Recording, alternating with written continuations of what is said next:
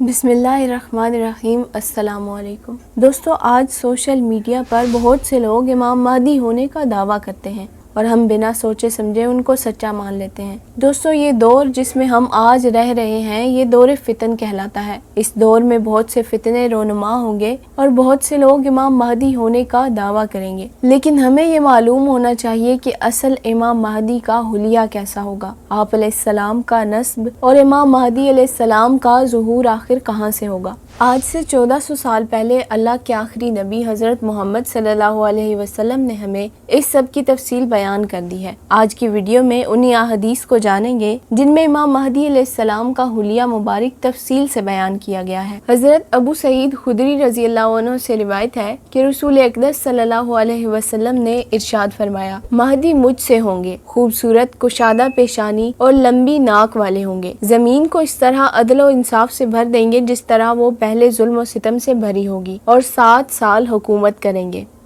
اسی طرح ایک اور حدیث ہے جس میں نبی پاک صلی اللہ علیہ وسلم نے فرمایا، اس یعنی امام مہدی کی ناک درمیان سے بلند ہوگی، پیشانی کھلی ہوگی، وہ ظلم و جبر سے بھرے ہوئے خطہ عرب کو انصاف سے بھر دے گا، 7، 8 یا 9 سال حکومت کرے گا۔ اس کے دور میں عیسیٰ علیہ السلام کا نزول ہوگا۔ حضرت امام مہدی علیہ السلام کا نام محمد بن عبداللہ ہوگا۔ آپ رضی اللہ عنہ بنو ہاشم میں حضرت فاطمہ کی اولاد پاک سے ہوں گے۔ جس وقت ان کا ظہور ہوگا ان کی عمر تقریباً 40 سال ہوگی۔ ناک اونچی اور درمیان سے خمدار ہوگی لیکن خوبصورت لگے گی، رنگ گندمی، پیشانی روشن ہوگی اور کشادہ ہوگی۔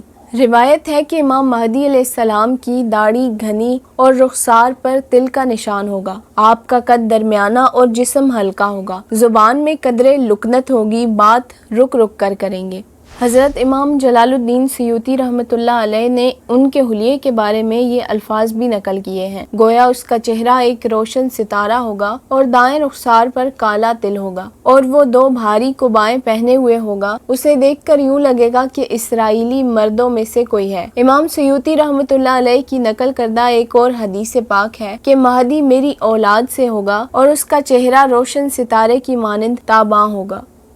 حضرت امام مہدی علیہ السلام کے نام کے بارے میں احادیث مبارکہ میں صرف اتنا لکھا ہے کہ ان کا نام نبی پاک صلی اللہ علیہ وسلم کے نام کے مشابہ ہوگا، اور ان کے والد کا نام بھی آپ صلی اللہ علیہ وسلم کے والد کے نام کے موافق ہوگا۔ اب حضرت امام مہدی علیہ السلام کس اسم مبارک کے ساتھ ظہور پذیر ہوں گے اس بارے میں یقین سے تو نہیں کہا جا سکتا۔ یاد رہے کہ قرآن پاک میں رسول اللہ صلی اللہ علیہ وسلم کے 2 اسماء مبارک صراحتاً بیان کیے گئے ہیں، محمد جو پورے قرآن میں 4 مرتبہ آیا ہے اور احمد جو پورے قرآن میں 1 مرتبہ آیا ہے۔